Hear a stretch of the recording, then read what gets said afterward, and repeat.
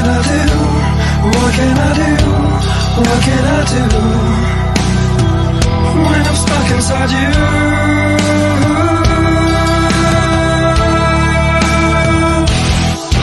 This set of ice and fire, what blood red death, lost in desire, smell of life. What's up? What's up? What's up? Back once again, the Whole Damn Enchilada Podcast. Rick Polton, Brian Inman. Now you can point the right way. Yeah, because when you being there makes it a lot easier. All right. Welcome back, people. Okay, so tonight, obviously, we are going to be reviewing Jason Goes to Hell. The final Friday. Final Friday. Was there 3-4 more after that? 3 more? There's 3 more. There's 3 more So since then. far. So far. Not to mention all the fan films and everything like that. But we're going to get into that in a little bit.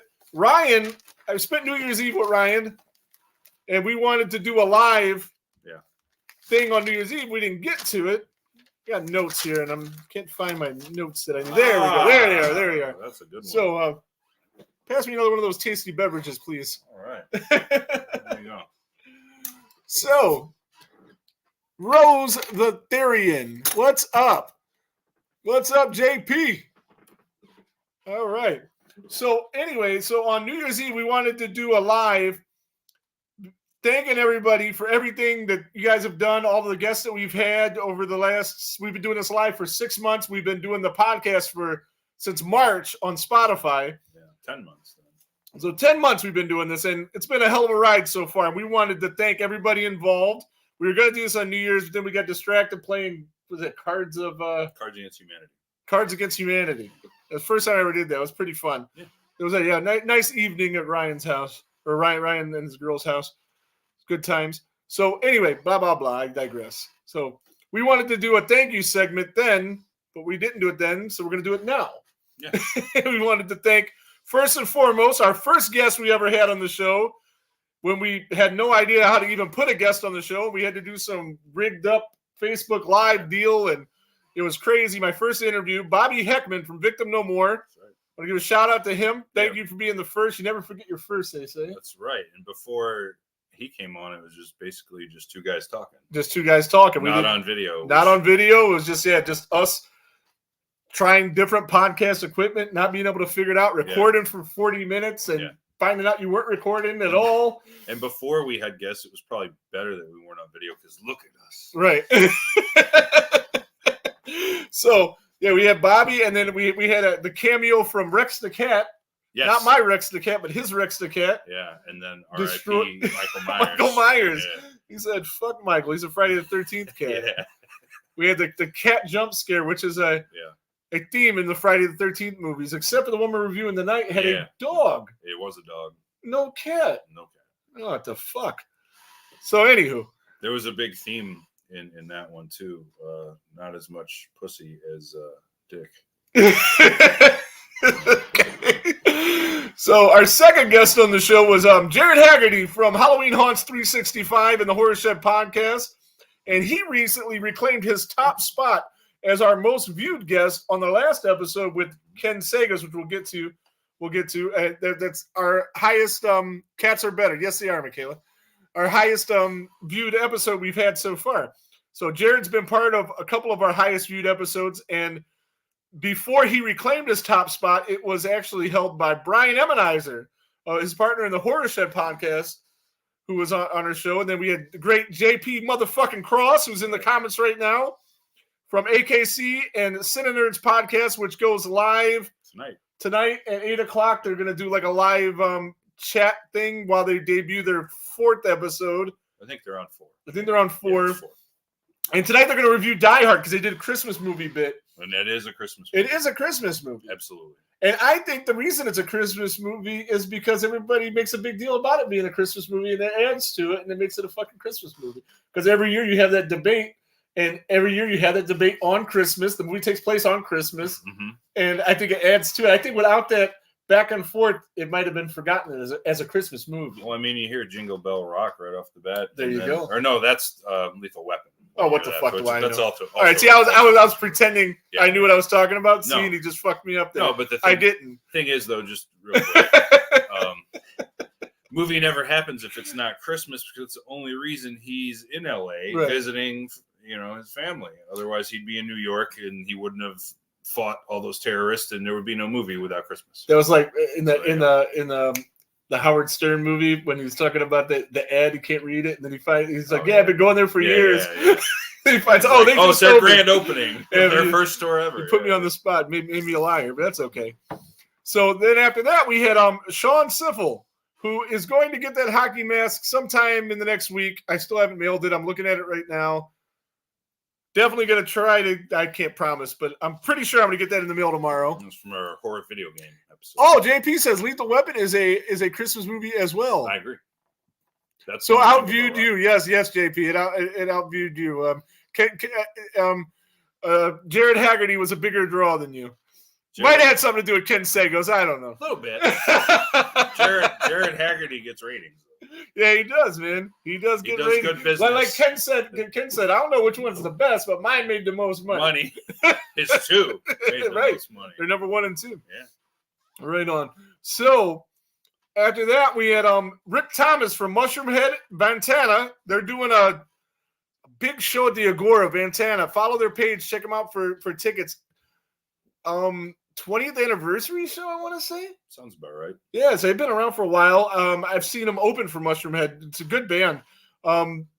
Rick's in that band and Mushroomhead, but we had him on mostly to talk about Nightmare Cleveland, his haunted house, which we attended and had an amazing time. The Lights Out haunted house was even better, and as soon as the tickets go on sale for next year, I'm going to get Lights Out tickets for that. And our next guest that was on the show, Vaughn Lakin, Chippewa Lake Slaughterhouse, because if Lights Out was that cool at Nightmare, it's got to be better. It's got to be better at Chippewa, because Chippewa is just an amazing place. And let me say this: I'm not a big haunted house guy. You know that. Yeah. It's been years since I've been to any. Yeah. I went to several this year, and Chippewa Lake was my favorite. Yeah, it's just an amazing place. I mean, and it was cool to have him on. You know, we had the technical difficulties, but we got through it.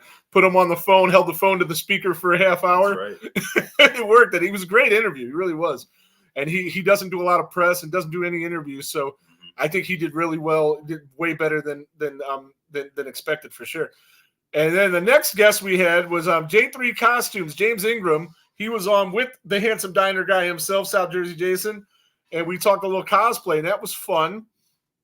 And after that, we had Vincent DeSanti on. Yeah. Charles Sherrod Jr., Sean Cunningham's finest effort. If you mean by least effort, because he didn't really do shit. He says he did a bunch of shit. We'll get into that with the review for sure.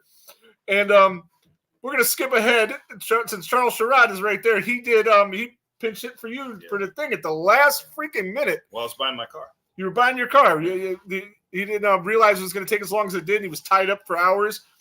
And I needed somebody to talk the thing with. And Charles Sherrod Jr., the Dive, who comes on tonight, 7:50 our time, 6:50 his time in Central. He'll be on. he'll be on tonight. They're talking about Rocky. But, yeah, he came in, pinch hit. I think the show went really well. Oh, it did. With no preparation at all. Yeah, as soon as I got home with my new automobile, Yes. I watched it and I enjoyed it. It was fun to just watch it as an outside. Yeah, right on. And before him, Kevin Ellis did a Year in Horror podcast with us, the Spooky Picture Podcast. I finally said it right? No? Spooky Picture Show. Son of a bitch. I even wrote it down. I thought I had it right, and I'm never going to get this guy's show right, but it's a great show. It's him and 3 of his friends. It's a great show. Check them out on YouTube, or no, they're not on YouTube. iTunes and Spotify. Yes. After that, we had Anthony Chiamano from Blood Loss, and his wife, I think it's his wife, Mandy. I don't have her last name. Cantone. All right, there you go. They came on to talk Blood Loss with us. That was fun. It's a fan film that they're doing for Friday the 13th. And then to set up our biggest guest to date, we had Steve Merlo of the Sawyer Massacre on to talk a little Texas Chainsaw to get ready for Alan Danziger and John Dugan, who came on original cast of 1974 Texas Chainsaw, which was huge show. Massive. Amazing. I had one of the best times. My favorite guest to date is John Dugan. That dude is just wild, man. I mean, Alan's cool too, but John was just really funny, and I really have a good time talking to him. Oh, not to take the tension off anything, this is Charles Sherrod, but I'm going to wear a new pair of Oakleys tonight. Awesome, dude. Awesome. Another thing, too, the Alan Danziger, John Dugan episode was also my return to the studio. Yeah, right. After getting the car and being able to drive over. Yes. After a long absence. And after that, we had the first guy to ever agree to be on the show, but we didn't get him on the show until much later. Craig Mueckler, and of Microwave Massacre. And that dude is wild, man. That dude is something else. Yeah. He was interesting to say the very least. Then we had the beautiful Nina Yarrington came on to do a Year of Horror podcast, 1991, with us. And I really like those Year of Horror things. We're going to do more of those and have just random people on from the crowd, or whoever wants to do them.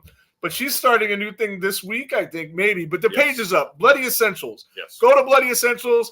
A lot of my followers already followed her. Thank you for that. If you haven't, do it. It just takes a second. It's free. Doesn't cost you a dime.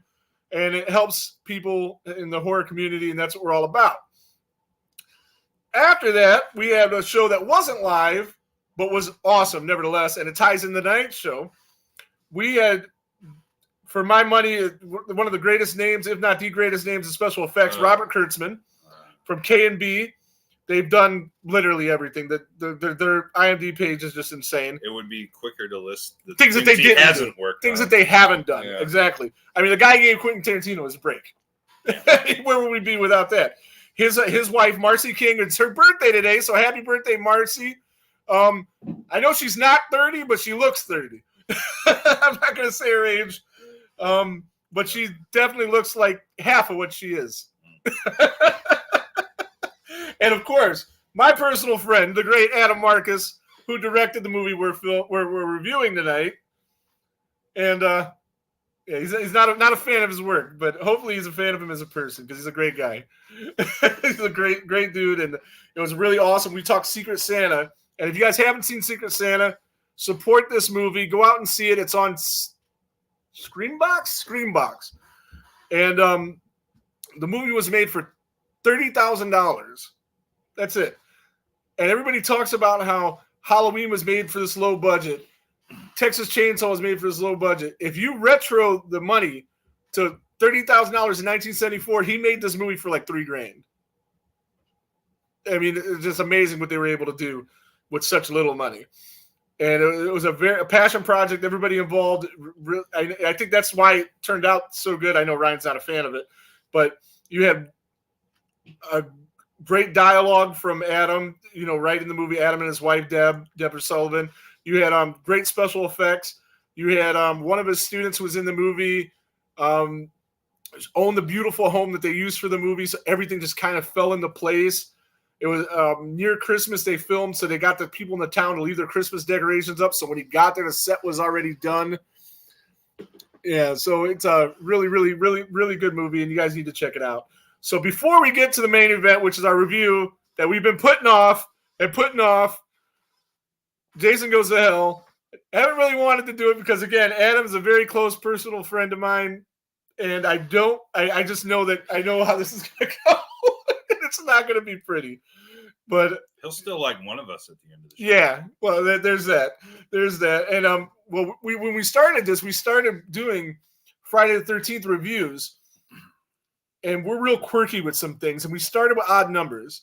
Mm-hmm. And the second one was an odd number. So then, since the second one was an odd number, the third one had to be an odd number. We started with 7, then we had other plans, and Carol Locatel passed away, so we did 5. Yeah. And I'm like, odd. And we just got to keep going with the odds. So now we're down to, I think, 2 that we need to do that are odd. One of them being 9 and part 3. Yeah, which will be our next one for sure. Then it'll be the next one we do when we review a Friday the 13th movie.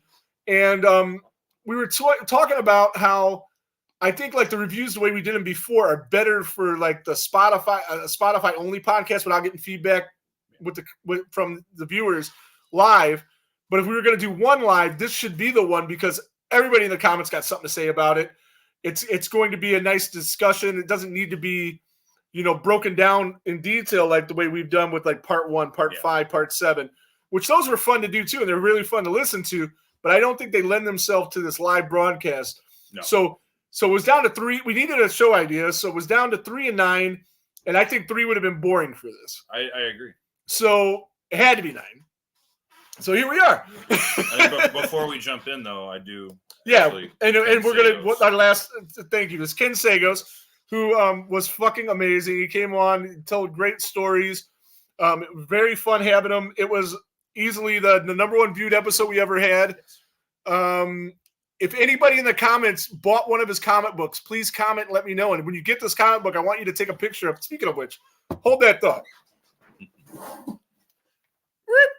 I didn't have to go that far. Get my shelf there. The comic book. It arrived 2-3 days ago. Socrates. It's a really good read. I think Ken should make this an ongoing series in the comic books, to be honest with you. I think it'd be amazing if he did that because I'd like to read more, but I'm a comic book nerd where I used to be heavy into comic books. I still read them from time to time, and this is something I'd really like to read. But you guys get it? Take a picture of it, send it to me so I can put it on the page, and I can send it to Ken because he wants to see it. And anybody that buys anything from his site is going to be entered into a raffle to win a bronze Freddy Krueger mask, which I should have a picture of. It's on the page. And a Socrates bronze thing and dog tags, and he'll sign them if you want. And it's really cool. So just order something from his page, support him so we can get this movie made. And maybe I could talk him into writing more of these comic books because to be honest, I'm more interested in that than the movies. But it's a real good read. You'll love it. I promise. And it's $25 shipped. Yeah. 24. 20 for the book, 4 for shipping. Gets there quick. Sign it for you too. Sign it for you. Yep. Yeah, see, I'll show you. You sign the inside of the book, which is what you do at books, I guess. Yeah. You sign on the inside rather than the Yes. cover there. But And I just want to say too that I've enjoyed everyone that's come on, but so far Ken Sagos was my personal favorite. yeah, he was good. And it's everybody's favorite Nightmare on Elm Street. It was really cool of him to do that. And if you guys have a podcast, reach out to him because he really wants to promote this. Oh, yeah. And he mentioned he's going to be on Charles Sherrod's show, and he'll come on, talk whatever. JP, maybe reach out to him if you want to do a little remote thing. He could get him on to talk about some movies. He's real into classic movies. So the Cine Nerds podcast, maybe he'd definitely want to do it, I'm sure. I don't think JP is clamoring for many Nightmare on Elm Street guests. Oh, no. He's not a Nightmare on Elm Street guy at all, actually. Yeah. That's right. But yeah, it's a fun guy to talk to. He is, very much so. About more than just his horror movie experience. I says- still think I kind of blew his mind a little bit. Yeah, their knowledge of Hitchcock's costume designer. Jesus Well, Christ, she's who an the fuck knows that? Academy Award winning. I know. Well, so was Eminem, but most people don't even know that. They know the best actor, the best picture. They don't know like those lesser. I don't want to say lesser Academy Awards, but Lesser known. yeah. Sure. JP says he does play in the best one. Yes, he does, and he's going to be trying to start getting guests real soon. Yeah, I mean, shoot him a message. He'll definitely get back to you. He's a good dude, and good promotion, definitely for sure. So there's that. So Happy New Year to everybody. Thank you, St. John's, Michigan. Jason in the house.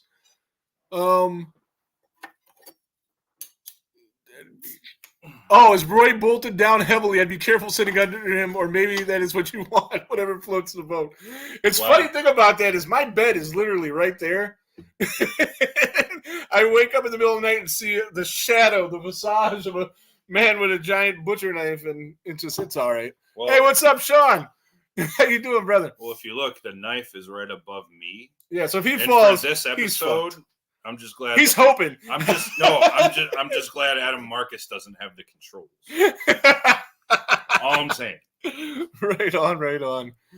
Okay, so we're going to do things just a little bit different than, like I said, what we've done in the past. We're going to first talk about the cast of the movie. Mm-hmm. Jason Goes to Hell, 1993, directed by Adam Marcus.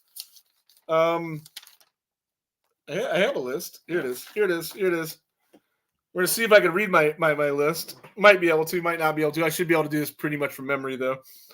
So I wrote down 9 members of the cast. 9 members of the cast. Here's 20, 30 people in the movie. Most of them didn't matter. Most of them were just in and out, got killed. Ernest Cloud is watching. What's up, Ernest? How you doing, brother? And some of the characters were in and out after doing a little in and out. Yeah, some more, which we'll get to that. But we might get to that. That's pointless scene in the movie.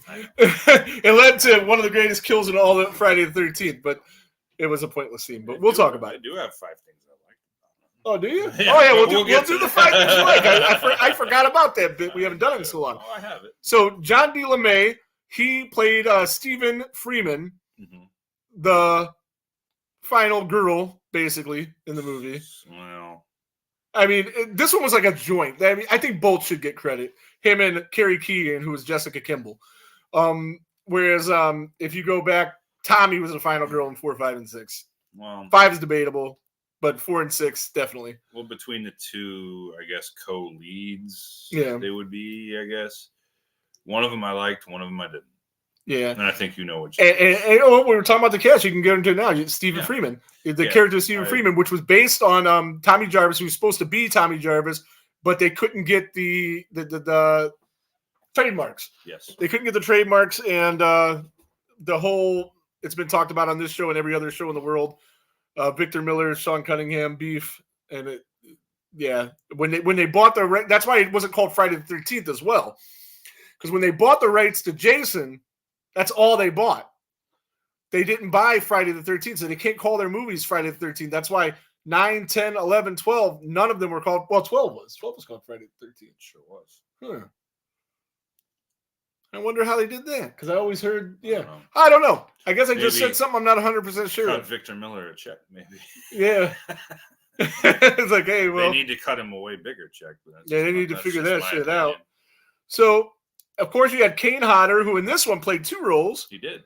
He was a security guard at the where they had the autopsy for Jason in Youngstown, Ohio. Yeah, it was. Don't know why they picked that. Strange, very strange. Pretty random. I gotta ask Adam about that. I gotta say, what the fuck? Why Youngstown, Ohio? We're from Ohio, so we love all things Ohio. That's pretty cool, but just it's got to be more of a reason for that. Just like I was watching off topic. I was watching Carrie the other day. I posted about it. And the gym scene, everybody's got black shorts except for PJ Souls wearing red shorts. It has to be a reason for that. That couldn't have just been a coincidence. Like, I just grabbed the wrong, it goes with her hat. It's got to be more than that. I love PJ Souls. Oh, PJ Souls is awesome. I love PJ Souls as well. But, so just shit like that shit like that's not in a movie for no reason. Jason is a deadite. Abso-fucking-lutely. And we'll talk about that. We'll get into that because that's the only thing that makes this movie make any sense. Besides you guys, the only good thing in Ohio is Cedar Point. Right on, Bob. This is not a year for me to talk shit about that state from up north. That's for sure. Well, they got a pizza spot up there better than any of ours. Yeah, they definitely do. They definitely do. Freddie the pizza guy, Freddie the pizza man. The man, Freddie the pizza man. He's not just a guy; he's a man, and he sells goulash, whatever the fuck that is. And on top of that, why would you get the goulash when you got the best pie this side of New York? Yeah, it's the best pizza I've ever had. This is the biggest New York pizza connoisseur I know. He's had it all over New York, all over the country, all over the world. So if he says it's up there with New York pizza, it's fucking good. It's there. I loved it. Best pizza I ever had, but I've never been to New York. Oh, I did once. And the pizza I had there was pretty good, but it wasn't as good as Freddy's. But it wasn't from one of the better places. It was a good place. Yeah, it wasn't one of the more famous places. Or any of them. It was a Spanish restaurant across the street from the stadium. So like random. Yeah. Well, a hole in the wall. You have to be a local to know about it. Even random pie in New York. Yeah, you had to be a local to know about it. And I got it from a local. I got it. Renee, my friend Renee lived there. And he was like, yeah, you got to get pizza. He gave me the directions. It's right across the street, right down the street from the stadium. And it was really good. And at that time, it was the best pizza I ever had. But Freddy's is much better. Oh, yeah. So, back to our cast. I think, personally, the greatest side character in the history of Friday the 13th. Maybe. But probably somebody will come up with a better one, and I'll say, oh, yeah, that guy. Creighton Duke. Steve Williams. I think he was fucking amazing. I think he was one of the coolest parts of this film. He was in 2017's It, 1985's House. Recently watched that. And recently we watched Twilight Zone when we did that year in review, and he was in that, and he was pretty cool in that. A small role, but it was cool. It was Twilight Zone, amazing fucking film. Amazing film. Charles Sherrod did a real cool deep dive into Twilight Zone. If you want to check him out on Rumble or YouTube, it might be on his Facebook, I'm not sure. Check that out. If you're a Twilight Zone fan, he did a real good job with that.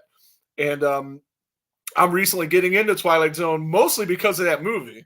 And Ryan is a giant Twilight. He's the Twilight Zone geek. I will bet anybody anywhere, put my guy up against yours, I'm gonna win. He knows more than you about that. About the OG. Maybe not everything, but about that. The 59 through 65 original series. Yeah. That's like when Ken was amazed that you knew the seamstress. I was like, talk to this guy about Twilight Zone. He'll really fuck your head up. Yeah. He's like you and Corny. Those are the two that can tell you the episode number, who was in it, everything like that. He is very knowledgeable. Yeah, because he grew up on it, and he just remembers fucking everything. Rusty Schwimmer. Oh, you next. Skip one. Oh, Erin Gray, who is Diana Kimball, Jason's sister, which I heard today while I was doing my research, and I didn't fact check it, so I could be wrong. But I heard that Erin Gray and Carrie Keegan were both 31 years old at the time of filming. The girl that played her daughter in the movie. No way. Maybe you can fact check that while I'm moving. I will. see if that's true. So he's going to check on that. And you guys in the comments, if you guys get it before him, let me know. So after that, then we have our diner couple, Rusty Schwimmer and Leslie Jordan. Fucking great. I can't call them the best duo in the Friday the 13th series because I'm not going to disrespect Carol Locatel and Ron Sloan. But they're up there. They're up there. They are fucking... They were like the next step from Carol Locatel and Ron Sloan. And the interesting thing about that is Rusty Schwimmer her character, Joey B, was actually written for a man, and Leslie Jordan's character was written for a woman. And when Rusty Schwimmer read, he says, no, we got to switch this. And it was the best decision he made in the movie. Is it right? Erin Gray, 43. Carrie Keegan, 24. When the film came. Okay. So the people that did the podcast didn't know what the fuck they were talking about. They were years apart. Yeah. In both ways. They were wrong on both. They both said 31. They both. Okay. So I'm not, they suck. I knew there was no chance. I knew that. That's why I had to put the caveat. I did not fact check this because I wasn't sure either. I thought that Erin Gray looked a lot older, but looks can be deceiving. But then you had Stephen Culp, who was the reporter guy, the sleazebag. What was the name of his TV show? Hard Copy, basically. It was basically like a hard copy of Current Affair, like yeah. So you had Richard Gant, who'd been in a lot of things. He was in Rocky V, most notably. Ironically, playing a character called Duke. Oh yeah, yeah, he was the Duke, the promoter in Rocky. Rip off like Rocky rips off boxing. That's what Rocky does, and Charles Sherrod is going to be talking about that tonight in his show. Like, because Rocky's a ripoff of the fight happened in Cleveland. What's his name? It's not Rocky. He fought Muhammad Ali. Muhammad Ali, which is Apollo, is a ripoff of Muhammad Ali, 100%. And the real life Rocky was the Bayonne Bleeder, our Jersey guys. Bayonne Bleeder, Chuck Wepner. Jesus Christ! Oh, I know. Yeah, Wepner, yeah. Chuck Wepner is the guy that Rocky 1, Rocky 2 was stolen from. I mean, there's documentaries, there's movies about it, and yeah. And of course, the Duke was ripped off of Don King. Cleveland's own. Yep, Cleveland Zone's guy. And Kip Marcus, who's Adam Marcus's brother, who's in the movie, he was Randy the deputy. The cop, And I only bring his name up not because he was a big part of the movie, but when we get into effects and stuff, we're going to talk about him again. Yes. So, and he did a fine job with what he did, but he was no Creighton Duke, he was no Joey B, he wasn't none of those. I think iconic characters in the movie. So you want my thoughts on this real quick? Yeah, go ahead. You got something? Go ahead, man. Okay. I don't like the Steven character at all. Steve Williams, the Creighton Duke. Oh, Steven. Okay, Steven Friedman. I'm going to use the character name. Okay, good. He's a nerd with a Letterman jacket. It's just a paradox that makes no sense. The podcast that got the ages wrong, compared him to Earthworm Jim. Oh wow! Isn't that great? That's great. I wish I had a picture of Earthworm Jim to throw up. The only person, a human being I've ever compared to Earthworm Jim is Rajon Rondo because he looks just. Oh, right on. Doesn't he? Speaking of Rondo, I was courtside for a Cavs playoff game, and the guy I was with, it wasn't me, was arguing with Rondo, and Rondo's actually taking time to argue with this guy. They're like motherfucking each other back and forth, and it's like, dude, we won that game, by the way. It's great. But yeah, I don't care for the character. I don't think he makes much sense. He's not somebody you want to pull for. He's not. He's just there. Jessica, I actually kind of dig. When we did our final girls, the first one I did with you, I had her in the middle. And the way the final girls we've had in this franchise, we have very good ones. Oh yeah. To have her like in the middle is good, especially from a film I'm not a big fan of. Hotter Kane is Kane. Yeah. What can I say? I don't love him. I don't hate him. He's a great ambassador for the franchise. One of the best. He's a really good dude personally. I mean, he's a really cool dude. We're gonna actually go to February 3rd. We're gonna go up to meet him in Monroe, Michigan. After going to Freddy's Pizza. After going to Freddy's Pizza, of course. Hey, maybe we'll bring a pie back for Kane. Ooh, yeah, that'll get us some bonus points. But maybe we can get him to do the show. If we get him a pie there, and it's about a half hour. I'll bring a hot bag. Yeah. So it'll still be hot when I get it to him. That'll probably get him to do the show. You know what I want to do? I want to bring him a pie and have him cut it with a machete, just as Jason. He's going to be dressed as Jason. He's going to be dressed as Jason. Right, and there's a good chance. How about if he cuts our pie with a machete? There's a good chance he's wearing a costume from the guy that made one of my costumes. Yes. James Ingram, because he made his Jason Goes to Hell costume that he was supposed to do for the event that we, blah, blah, blah, we've covered. So Kane is Kane to me in this. He doesn't add anything. I didn't finish. I'm sorry. So we're supposed to have Nate Thompson, the promoter of the event, on the show in the next week or two. He says he wants to do it, but then when I tried to get him locked down a date, he didn't respond to me. So we'll see what happens. But we'd love to promote that. You guys say you're coming to Michigan. We definitely are. Go to Nate Thompson's event in Monroe, Rob, and we'll see you there. I might even cosplay for that. No, this is a big one. Okay, back to the matter at hand. The cast. Creighton Duke. I like Stephen Williams' portrayal as Creighton Duke very much. He steals every scene he's in. Mm-hmm. I don't like Creighton Duke the character. It doesn't make sense. I think it does. I don't think it does at all. How does it not? This guy magically knows all this shit about Jason, every little detail about him, yet we've never heard of him at any point. Just because you don't hear something doesn't mean it doesn't happen. How does he know all this? Like, who? Just all of a sudden, he's this expert with this magic. Well, because the man's 60 years old. You don't know what he's fucking done in the last 60 years of his life. I understand that, but still, so just because it's not on screen doesn't mean that he wasn't able to. Let's put it this way. This information. The theory of having a character like that is okay. He just seems like, and he did have a backstory in the movie that was cut out of the movie. But you can't give credit for that. No, I know. It just means the movie was poorly edited. Right on. And because they had to get it under 90 minutes. Yeah, they were very strict about that. Mm-hmm. Because if your movie's 90 minutes, it gets an extra play each day at the theater. Yeah. And that's why most horror movies are 90 minutes. Because they're cash grabs most of the time. Except these new ones. Jesus Christ. I don't got time for that. 1 hour and a half. Let me get the fuck out of there. But yeah, I mean. People don't go to movies like they used to anyway, so I don't think they need It just seemed like he was there just to keep the plot rolling by just explaining things. Absolutely, which you definitely needed in a movie with a character and characters where there never really was rules established. There never really was, why is this? And we'll get into that in a little bit. See, when you already have 8 films, though, I don't think it's necessary if you have. It is not necessary if you have a good story to tell. And they didn't. Having a good story to tell is not necessary either. Not in these movies. Yeah. I think as far as story goes, there's only one that's really good, and that's part 1. The rest are what you fucking paid to see. I'm going to get my popcorn. I'm watching the hockey mask guy fucking whack people all over the place. Crazy. Well, did I say whack people all over the place? Maybe I shouldn't say it that way. Kill a bunch of kids in the fucking forest. Yeah. That's what we paid to see. And, that's what people probably wanted. No, Erin Gray, I enjoy. I thought she was actually pretty good. Yeah, no, she was good in her role for sure. Yeah, As Jason's sister. that I hate, but we'll get to that. We'll get to that. But her performance was just fine. I Mhm. thought she was actually one of the better actors in the film. Rusty Schwimmer, I enjoyed very much, Mm-hmm. but I think most people do.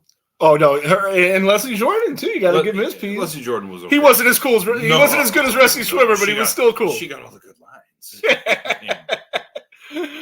But I think as a couple, they're the second couple. You know, Stephen pairing. Cole, you know, just he's a good piece of shit slime ball. Sleaze bag, yeah. I mean, it wasn't really developed much, but it doesn't need to be. But you know, there have been other people that were the scumbags or secondary or tertiary antagonists. Oh, the tertiaries. And somebody. Oh yeah, we always hated them. Every one of them hated more than him. You know, somebody like Melissa, yeah, or the Dr. Cruz, or Dr. Cruz, or way better. Oh, our guy back there from the worst movie. It's got 3 names. He's on my wall here. You gave him to me. Oh, I know what you're talking about. You know what I'm talking about from Outer Limits. Yeah, Peter Mark Richmond. That's the guy. Yeah, those are guys you wanted to die. Better. Those are guys you really wanted to die. Stephen Cope, you didn't really give a shit. Nah. You didn't care. He was a piece of shit, but you didn't give a fuck that he was a piece of shit because you just didn't. The coroner was good too, but he didn't. You know, once he was had a cool line. He did early on. You guys deader than shit. Deader than shit. Strike that one from the record. That was funny. But after that, I mean, he's just kind of a zombie. Yeah. You know, and it's whatever. And I think he did the zombie role fine. Kip Marcus he's just there.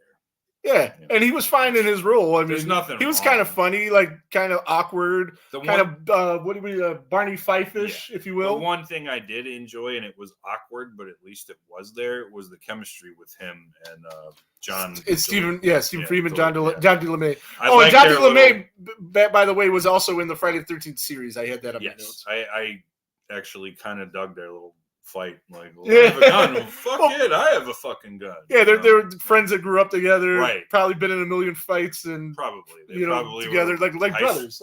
High school rivals or something. The thing is, the one's already moved on and got a job. The other's still wearing his high school fucking jacket. But yeah, that's how I feel like on those guys in the cast. In my opinion, I think this cast, you care more about it than any of the other ones except 5. Oh no. You don't think so? Oh, I mean, I think much more memorable characters. You're talking about just ones developed, just ones we've covered, or period? I think period. Oh, the cast in 4, you care about very much. All that development, Crispin Glover's character, and just this. Oh God, I don't know. They have full arcs. You know, these people don't have full story arcs. Well, the ones we wrote down kind of do. The other 10 suck, but. Or 20 too. Creighton Duke. I know all this. I'm going to do this. I'm going to take him over. Blah blah blah. And then as soon as he's face to face with him, he's killed in 5 seconds. He's not killed. But we'll get to that. He's not killed. He's not dead. The Duke lives. Oh my God. The Duke lives. All right. So that's what we got for that. And then we figured we would talk about what our favorite kills were in the series, or not in the series, in this movie, because. If anything, you got to give me that the special effects are pretty decent. In this They are. Yeah, K and B. Some of them don't make sense, but the effects are good from storyline. And we'll talk about that. Why not? But so you had it was Robert Kurtzman, Greg Nicotero, and Howard Berger. Those are K and B in that order. Effects crew that, like we said, it'd be easier to tell you what they didn't do. What? No, you went like that. I thought you had a point. I'm just listening. Yeah. So they did the special effects. In this movie, I'm gonna let you start. What kill was your favorite in the movie? I think it's everybody's favorite. The tent. It's not mine. Wow. Yeah. Which the tent kill, which was cut out of the theatrical version. It was. But who even sees that anymore? Because no one. I watched the theatrical version and I was shocked as shit that it wasn't in it because I had seen it so many times. Yeah, the tent kill was freaking amazing. That girl was freaking hot. It was pretty graphic. One of the hotter girls in the Friday the 13th movies. Way hotter than the girl from the beginning of the movie. I disagree. Oh, that other girl looked like she could desperately use a cheeseburger. Julia Michaels? Yeah, she was way too skinny for me. I hate that 80s coked up look where you could see their ribs and everybody's so skinny and No, the girl in the tent was hotter to me. Not me. To each their own. Some people like vanilla, some people like chocolate. I like strawberry. There you go. So, but yeah, that 10 is most people's favorite. Make a comment in the comments what your favorite was, if it was different or whatever, or if you just agree or disagree. My favorite kill was the first kill in the movie. It was Jason. Okay. Jason Voorhees. And that shit was just absolute insanity for like 7 minutes. I mean, they got the whole Army, Navy, whatever the hell. They're throwing grenades at the dude, blasting him all over the place. And I think you had a head decapitation.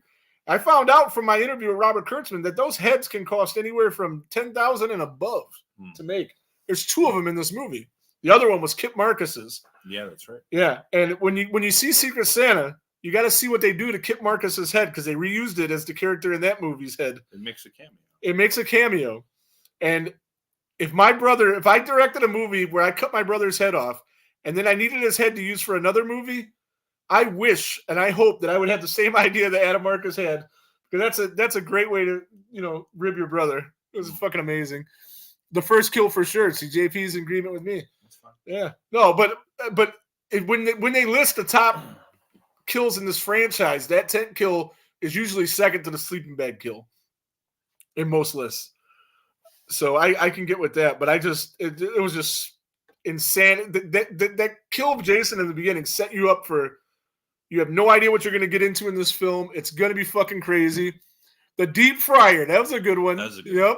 That was Leslie Jordan, the way his fate. So it just set you up for just the insanity that was going to come in the movie, and whether or not it was good insanity.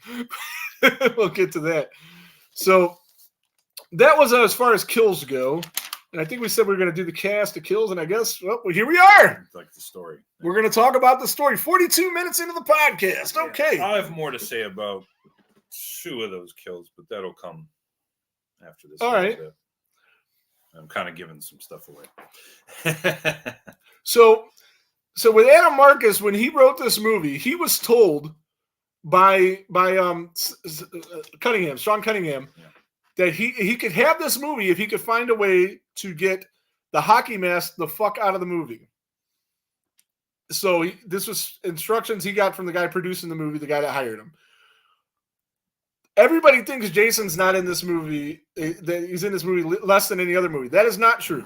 He was in part 1 less than any other movie. Besides part 1, there's another movie, and I didn't have time to figure it out. I used to know. There's another movie where he has less screen time. I don't know what it is. If you get technical, it would be 5. Not 5. Okay. Not 5. There's another movie that Jason's in, not for a scene, not that he's actually in, where he has less screen time than he does in this movie. And I'm talking about Kane Hodder as Jason, not the zombies that were Jason. Which, while I don't have as much of a problem with the zombie transferring the soul to the different bodies, I do have a problem with at least 2 of them in the way that he did it, and we'll get to that. But so that's what he was told, and that's what he had to do when he made this movie. So, okay, that's all I have on that. I have other things, but I can't think of them right now. Oh yeah, then he's sitting there, and he grew up with Sean Cunningham. His best friend growing up was Noah Cunningham. Noel? Is it Noel or Noah? Doesn't matter. I think it's Noah. He's Sean's son. Was Adam Marcus's best friend growing up. So he was there through the whole development of the movie as an 8-year-old kid. And he got to see a lot of this. And, so he's well versed in the story and what's going on with it. So he's thinking, how the fuck does a 10-year-old drown? And in the next movie, he's 30-something years old, a hawking behemoth of a man. There has to be some kind of reason to make this make sense. And he came up with the idea to make Jason a Deadite, which really pissed damn near everyone off. I didn't know that then when I first seen this movie. When I first seen this movie, I seen it in the theater. So it's one of the first, if not the first Friday the 13th I've seen it in the theater. And I liked it then. Rewatched it 20 years later, I didn't like it. After meeting Adam, I kind of like it again. And we'll kind of get into that. But I didn't know about the whole Deadite thing. I none of that. I didn't even really recognize the cameos of the Necronomicon in the movie, a 13-year-old kid, and the different little things that were in there. But it makes sense. It makes sense that he has some kind of a supernatural tie to be who he is. I mean, fucking part 6, he was Frankenstein. Which, fun fact, thanks to Charles Sherrod, and I might have known this before and forgot, but the convenience store, the general store, was named Carlos after fucking Frankenstein. And it was on Cunningham Road. Which Cunningham Road was in this movie as well. It was Cunningham County. Well, I don't know if Cunningham Road was. It was Cunningham Road in 6, for sure. Yeah. So, I don't know all the little nuanced details of this one. Easter eggs. Because you hate it. Well, it's not. I haven't seen it nearly as much. Yeah. So, but you haven't seen it as much because you hate it. Well, I guess that's a good reason. You love 6, and 6 is your favorite, right? Yeah. Yeah. Well, a lot of people's favorite. I don't think it's my favorite zombie Jason. Yeah. So how can it not be somebody's favorite zombie Jason? Yeah, I mean, they say that opinions can't be wrong, but you'd probably be wrong. I love that they tried to make him a Deadite, but I hate they did it in this movie. Right on. No, yeah, I mean, he just was trying to find a way to make things make sense, and I think for the most part, in my opinion, he did. I think he succeeded, and you don't think so. Well, go ahead, man. Start talking. I don't know where you're going, so I don't know where to go myself. No, I tried to rewatch this the other day. I've seen it enough times. And I've seen it recently, like within the last year. I rewatched it. I had hammered through all of them, like probably when we started to do this. Yeah. I got through it. I tried to get through it the other day. I just couldn't do it, man. I just couldn't do it. I think the next time I actually do get through this, it's going to be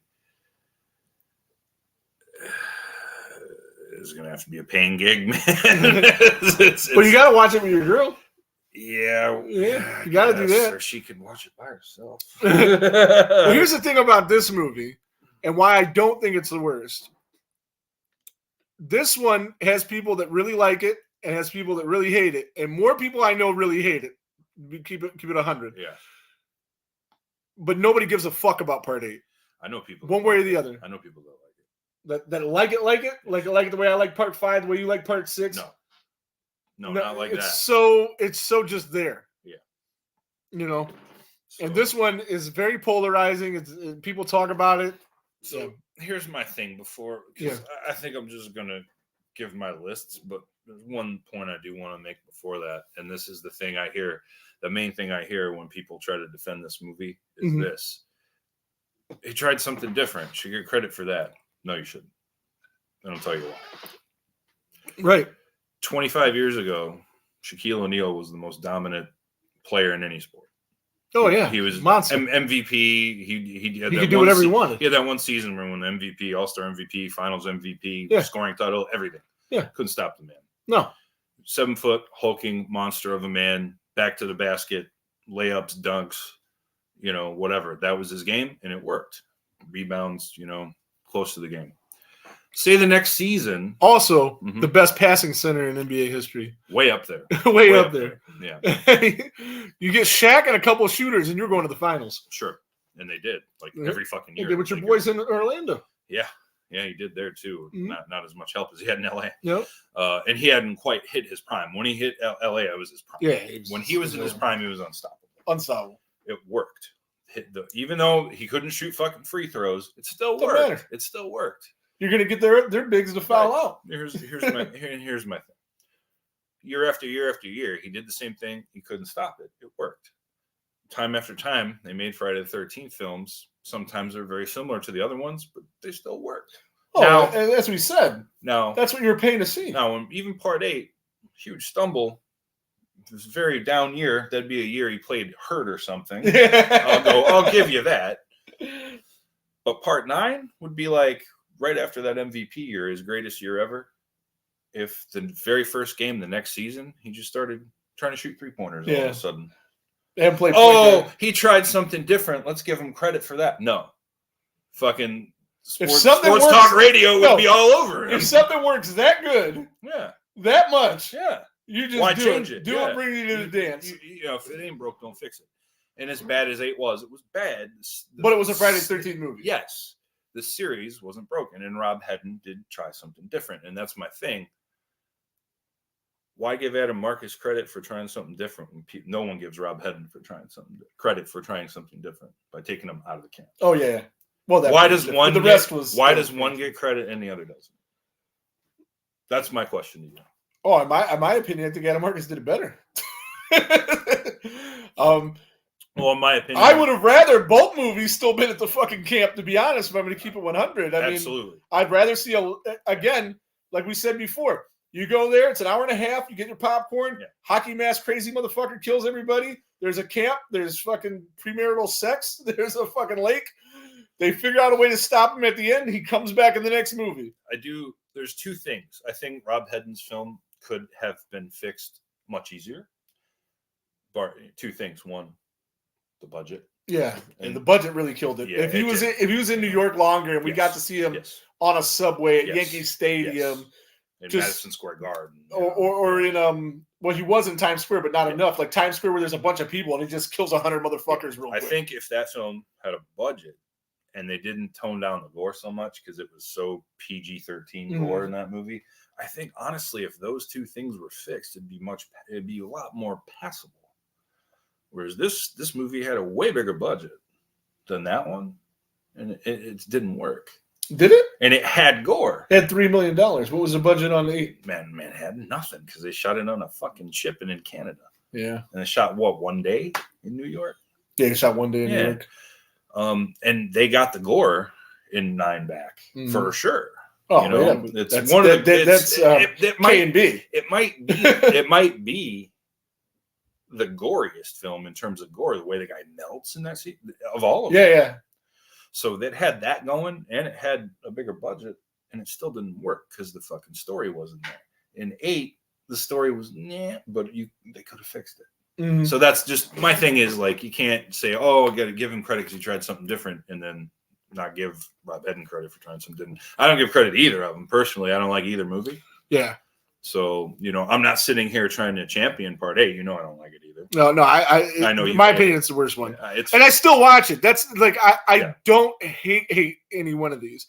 But my recent rewatch of the movie, like 8 is easily the worst, but I'll watch it because it's not a Part 8 episode, but the Julius Kill's fucking awesome. Yeah. There's just some cool shit in there. His character's great too. On the boat, on the way to the big boat, was fucking awesome. We got to get VC on. Yeah, I'll hit him. Okay, we'll try to get that done. Yeah. I'd love to talk to VC. Hell yeah. But yeah, anyway, going back to that, kind of what you said. Once in a blue moon, when I'm feeling like watching a Friday film, just casually. Once in a blue moon, not often. I'll put on Part 8. I never put on Part 9. There you go. And that just. That's the gap right there. And I should just get to this list. Okay, so is this your 5 things you didn't like and 5 things you did like? I'm going to give you the top 5 things I did like first. Okay, there were, and I didn't even really. And I think you're not like it'll be a couple of the ones I wanted to talk about anyway. And if not, then I'll mix mine in. Okay, because there's 2 things I really hated. There's plenty of things I really hated, but for me, not so much. Okay, and we kind of covered this one, but. Top 5 things I did like about this movie. Number 5 is Stephen Williams' portrayal of Duke. I thought the portrayal was fantastic. I like his on-screen charisma. Just he steals every scene he's in. He just you're captivated by him. Maybe not for the right reason, but you are. So just the acting performance, I really like that. That's 5. Number 4. Oh, you got something? Yeah, I would say about Creighton Duke. I confirmed with Adam Marcus that he definitely lives. Okay. And there was talk about doing a Creighton Duke spinoff somehow. And I think that'd be fucking awesome. That's all. Maybe 25 years ago, it's too late.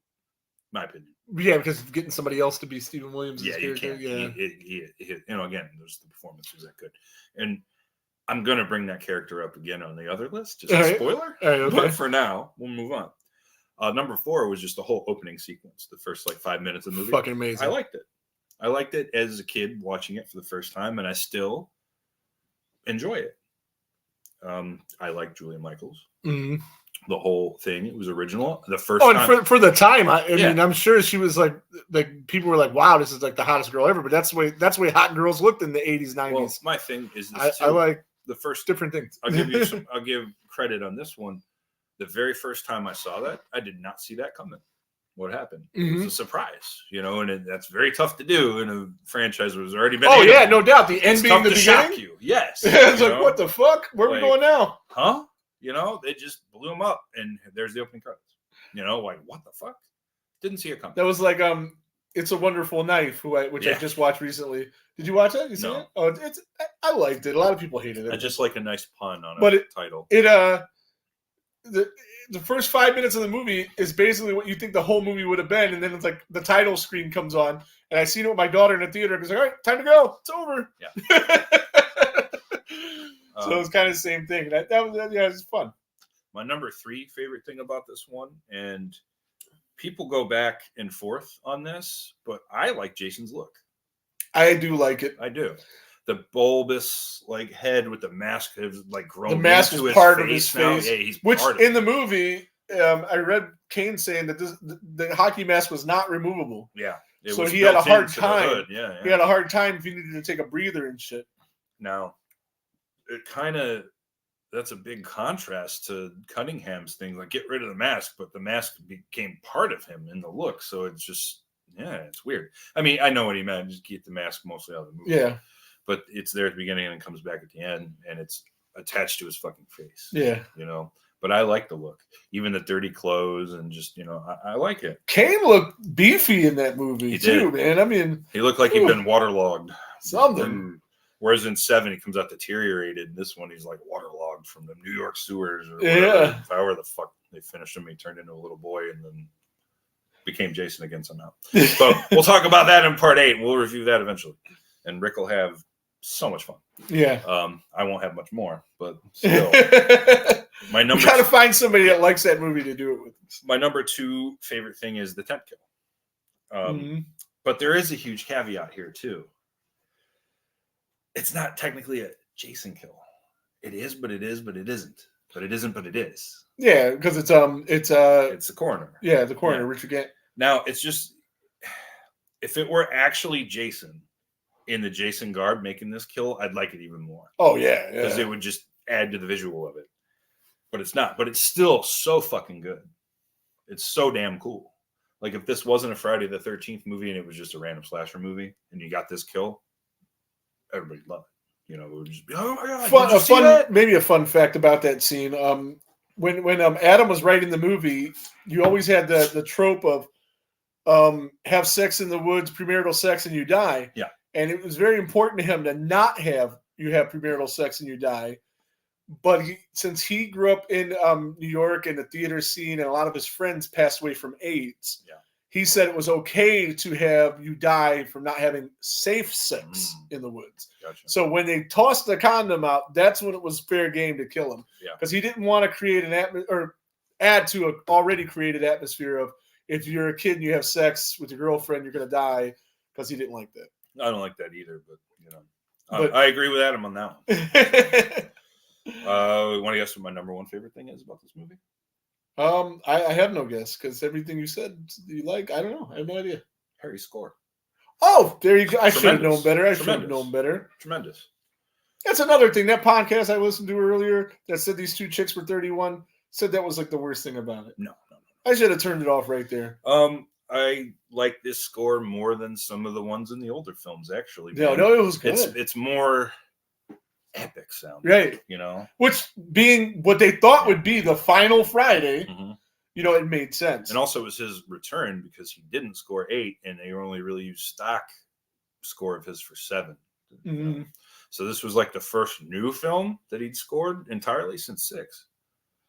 Which I do like the score in that one better. But there's iconic fucking cues in that one. Yeah. That are used in other shit now, Okay. But Harry's score is my favorite. So what is your 5 things? Those are the 5 things you liked. Those are my top 5 things I did like about right. this movie. So Adam, you didn't hate everything. No. So bottom 5 things I didn't like. And there are many things I didn't like. This actually was harder to narrow down. It's like with the K and B thing. It's easier to say. Sure. Easier to say what they weren't in. Easier to say what you did like. Hey, and they made it, in my top 2. Yeah, there you go. So kudos to them. Number 5 is the Creighton Duke character in general. You know, as I go back there, how does he know all this shit? Who is he? Why have we never heard of him? Yeah, I know a big part of his backstory was cut. It was originally supposed to be in there, but you can't give credit to that. It just means the film was poorly fucking edited. Well, see, and with that, I don't have as much problem with, because the timeline for Friday the 13th has been so fucked up for so long. You can kind of just, anything makes sense, I guess. But here's the thing: like, I've seen like these videos or whatever, like the timeline. This movie, if you follow that, people that know more about this shit than you and I have more time to fucking spend on this. Mm-hmm. They estimate this movie takes place sometime in the mid 2000s. Yeah. Like if you go from like, if the first one's 1980 and forward or whatever, this would be like 2005. In part 1, it's 80. In part 4, it's 79. So what the fuck? Well, part 4 doesn't take place in 79. They claim the first one. They claim the first one. Because that's on her tombstone. So, but no, like it takes place, 2, 3, and 4 back to back days, roughly. In 85. Yeah.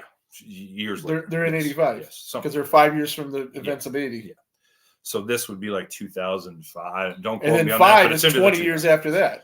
So the Jason, or 10 years after that. So the Jason person, this killer, has been out there 20, 25 years. And then we don't know anything about this fucking guy. And then he just shows up and just is there to basically narrate the movie in a weird way. I don't know. I liked his character a lot more when I was younger. Mm-hmm. I don't anymore. But the portrayal is fantastic. Right. So as an actor, obviously yes. he fucking nailed it. There's no argument there. No. I didn't have as big of a problem with it. I didn't have any problem with it. I thought it was needed. I thought it was needed to make things make sense. See, this ties in my next one. And number 4 thing I didn't like about this, top 4 things. The fact that the movie was rewritten in like 3-4 days, it shows. But that's not true. Then why is it so hastily? I don't know. But that's not true. It wasn't rewritten. I don't know. It wasn't rewritten. Sean Cunningham didn't go in and reshoot half the movie. Well, I didn't write anything about that. Yeah, just I heard the original screenplay was so bad that it was ordered to be rewritten. I don't know. I never in my talks with Adam Marcus, I never heard that. I'm gonna say it's not true. Though? Yeah, that's been brought up with him. Okay. I mean, you. Me personally, no, but I've heard other people ask him that. Well, either way, that ties into it. It just felt like everything was rushed.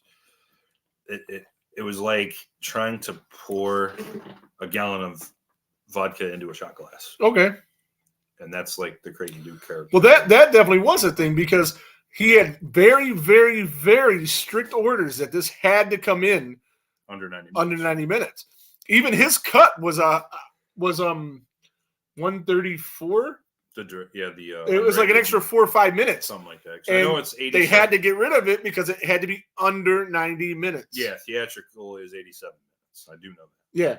And and it had to be 90 because 90 gave you an extra play every day, and that's why the movie made like 5 times its budget because they needed that. Yeah, and especially when it originally came out, because this came out in 93. The last movie before that was 89, right?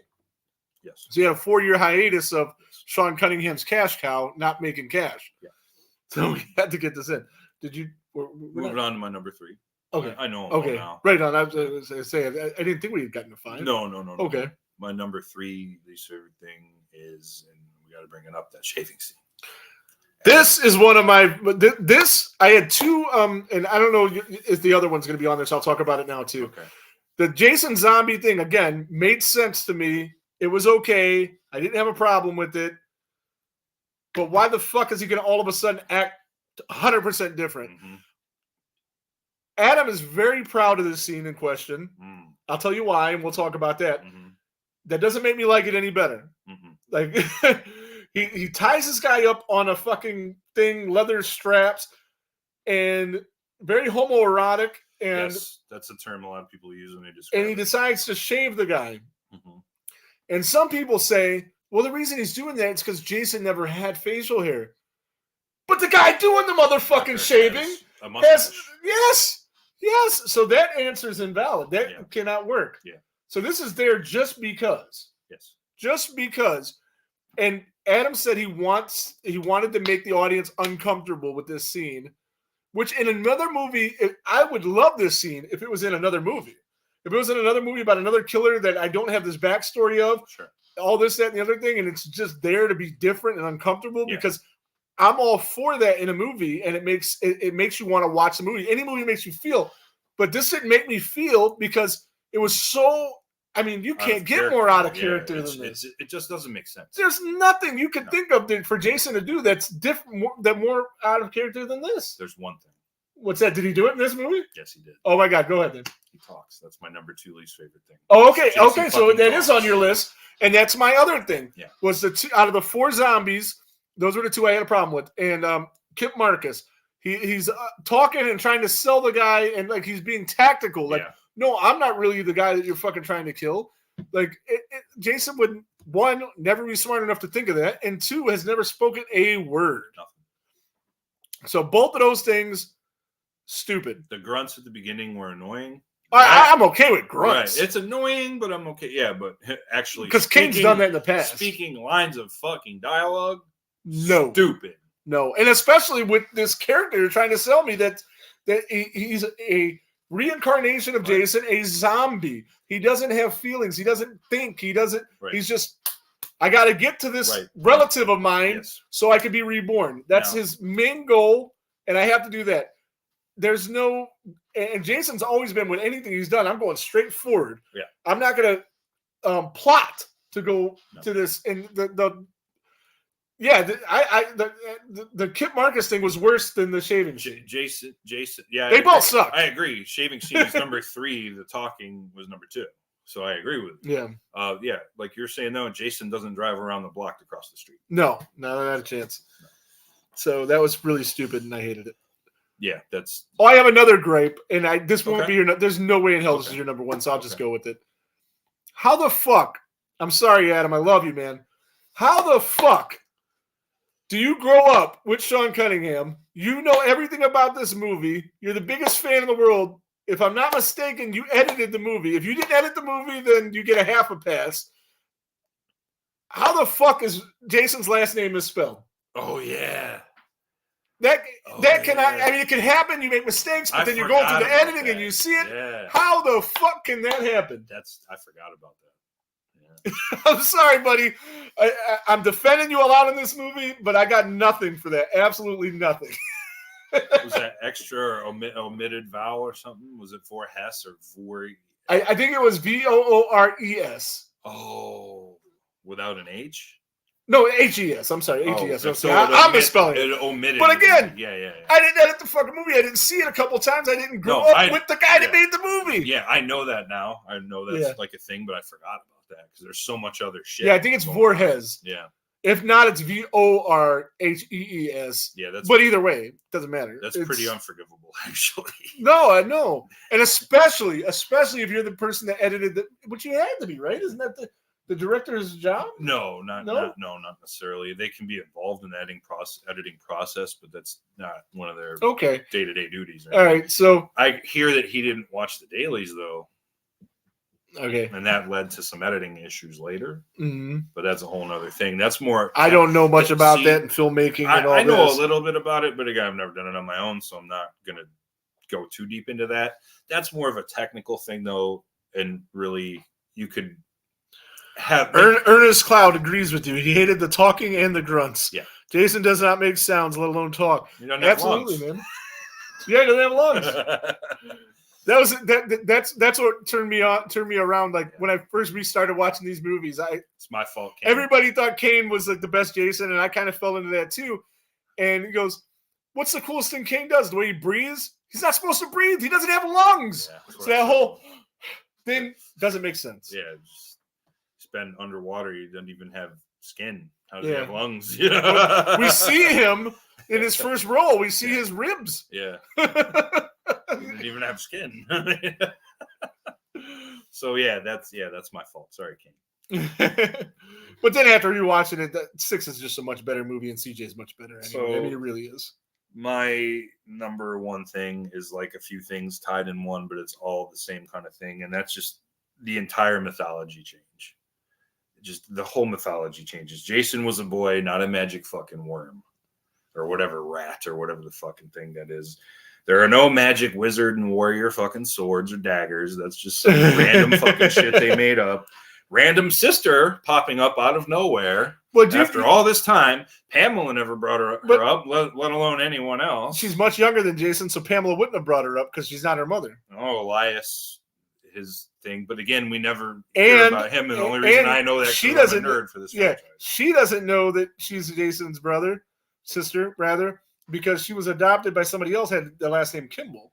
So this could be hidden for months and years. I get it, but man, just all those changes though, and one if it was like one thing, maybe. But and that's a lot of things too. People eviscerate Halloween too because all of a sudden, oh, she's Michael's sister. Like people hate that. Mm-hmm. I don't mind that actually in that because again, we don't have 8 movies ahead and the house thing makes sense and everything. But Halloween has changed shit a lot more than fucking Friday the 13th. Yes, but after that, yeah, we'll. Speaking of which, this movie inspired Halloween Part 6, which I have not seen since it came out, and I'm trying to watch it. But if you want to buy Halloween 6, it costs you $40 on DVD. Yeah, you're better off buying a box set. So yeah, which I'm gonna do, but I don't have $100 for that either. Yeah. So, my thing is like. If this franchise hadn't already jumped the shark, the movie before, and it did, it would have right there. Just my long lost sister, no. Magic cloak and dagger, fucking no. Well, and here's one thing I do have a slight problem with that doesn't make sense is it's never gone into the word Deadite's never even used in the movie, but Adam has said a million times that he made Jason a Deadite. And people have said, and I don't want to misquote him. I don't want to say Adam said, but people have said that Pam was so depressed that she did the ritual to blah, blah, blah, and make him into the Deadite. If this is the case, why the fuck would a Voorhees through a Voorhees and all that matter? Yeah. Because she's not a Voorhees. Yep. So none of that would even matter at this point. No. And the thing too, But again, yeah, who knows? The continuity and editing and just some nonsensical stuff, just all of that added up. Like, as soon as Diana is dead, he rebirths himself through her later. Why didn't you just do it in the first place? And she's fucking dead. Because he didn't know she was.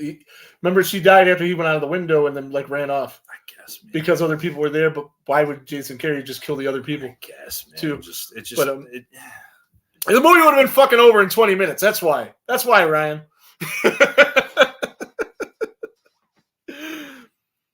Have you ever known Jason to retreat ever? No. I mean, never, right? Like, never even a little bit. Back down a little when he was still human, in part 2. Yeah, but not never run away. Yeah, no. Yeah, no. So that doesn't, maybe that doesn't make sense either. No, there's so much to this, man. It's just a mess. So Rob, you didn't like the Jason burgers? She was such a hustler. That's how she got 2 for 1. Took the whole time, made another patty out of them. No, she was amazing. So I like them two as a couple better than Creighton Duke, but individually Creighton Duke was better.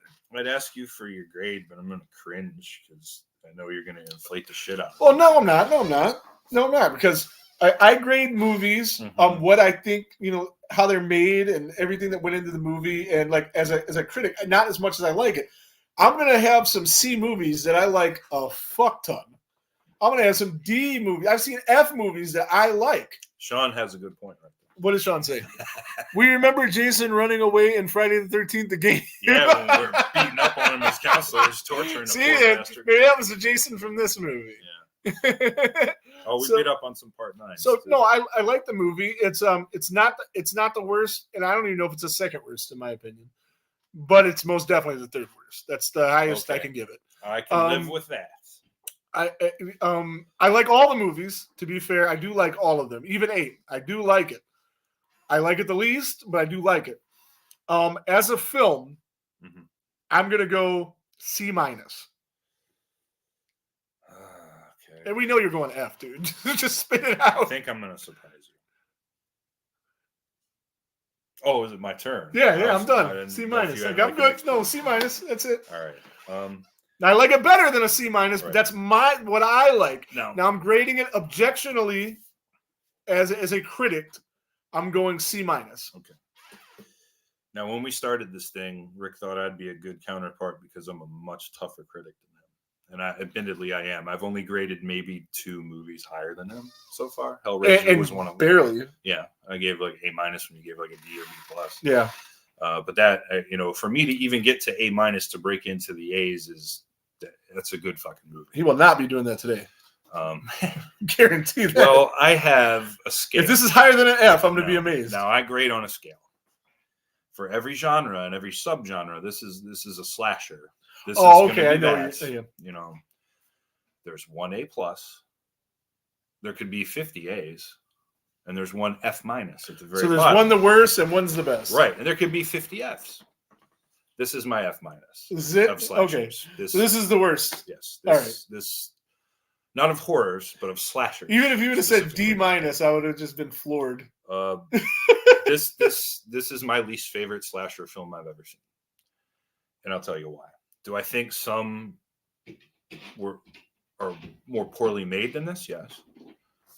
But however, some had less talented people making them too. Yes, and less talented people on the screen, and sure, and not a cool tent kill like that, and other things, and an epic fucking score that's great. Yeah. There are things going for this movie, and I think that's why I like it the least, and also because this is my favorite franchise. Yes, by far. No, absolutely, mine as well. I love the Friday the 13th films. I get passionate about them.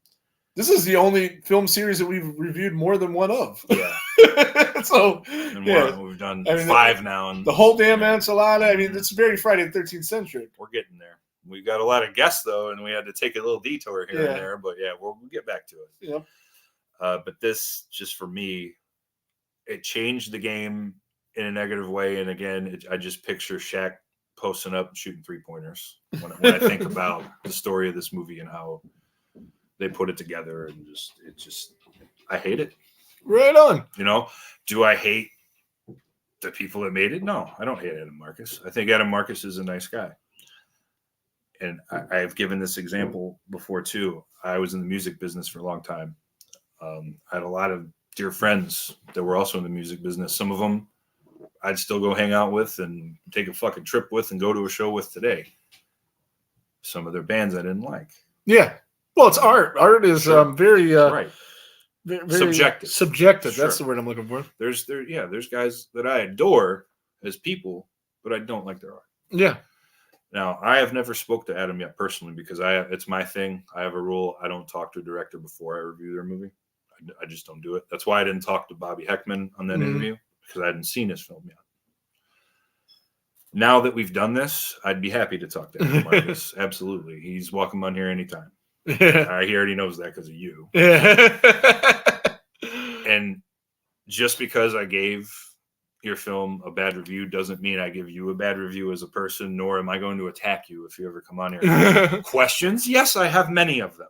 But I swear to you, if you do come on here and talk to me, I will not ask those questions in an accusatory manner. Well, here's the thing, and Adam knows how this movie is so. He's gotten worse reviews than mine. Yeah. Oh God, yes. Well, there's been people that have, to his face, wished ass cancer upon him. No. Yes, it's happened. No, I'm not saying it didn't happen. I'm saying that's it's definitely terrible. Terrible. There's a guy, he was talking about it today in this interview, really good interview I heard. I wish I could name that podcast, not the one I've been talking about the whole time. Yeah. This other podcast did an interview with him, and if you go on Spotify and you put I put Jason Goes to Hell because I was really looking for more information about the film rather than Adam Marcus. But I listened to this interview he did real recent because he was talking about the Marvels. And he was talking about a guy threw a punch at him at a bar over this fucking movie. Wow. This is just silly shit. That's stupid. But most of the people that have some kind of a negative opinion, like Ryan does, and I'm sure if Ryan met him in person, they would talk about it. I'd and shake his hand. They would, they'd have a discussion about it, and then they both would feel the way they felt afterwards and move on. Sure. Because that's not, who Ryan is, that's for sure. and he actually enjoys those conversations. Adam does, and yeah. So some people just take it way too far with this fucking movie as far as the negativity. I don't hate it.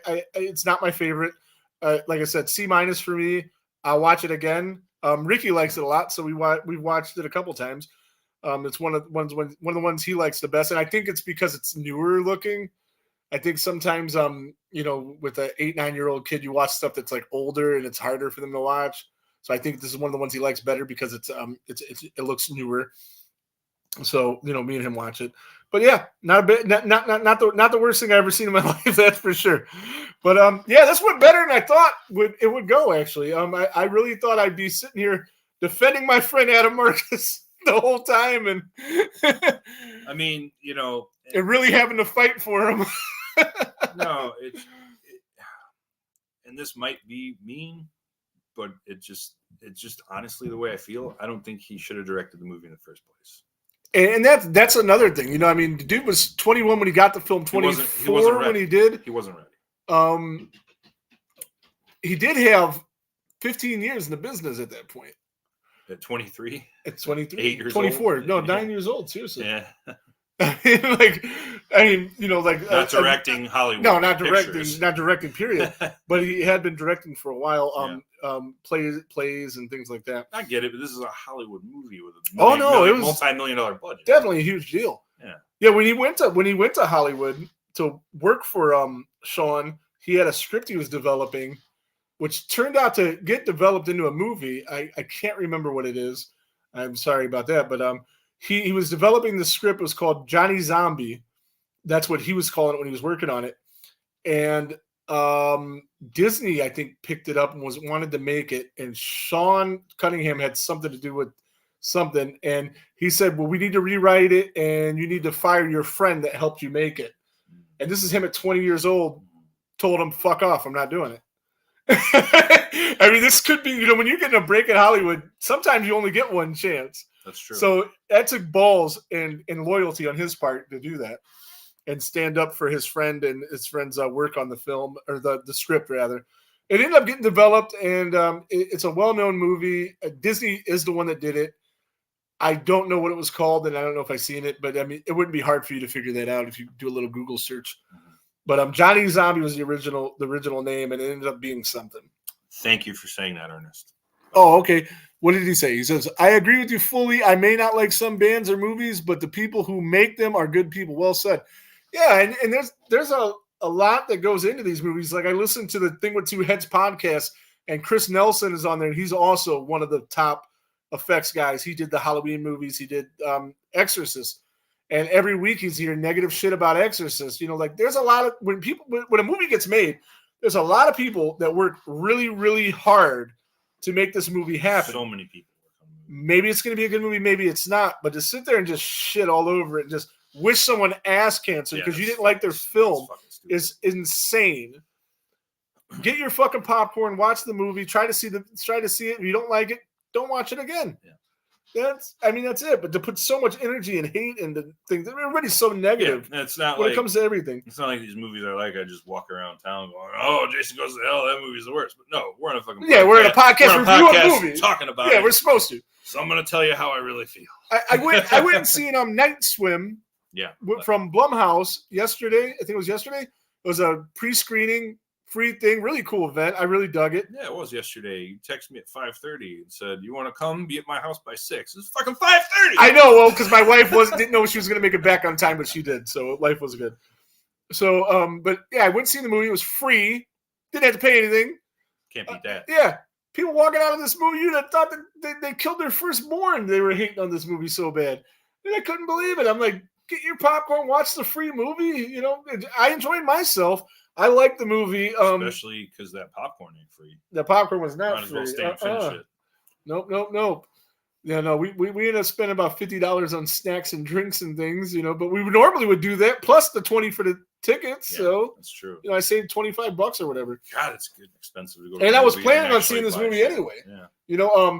Speaking of Rick Thomas earlier, he was involved in this somehow, and through Nightmare Cleveland's page, they were giving out free passes for this. Mhm. So that's how I heard about it. I had a good time, and I was planning on paying to see this movie anyway.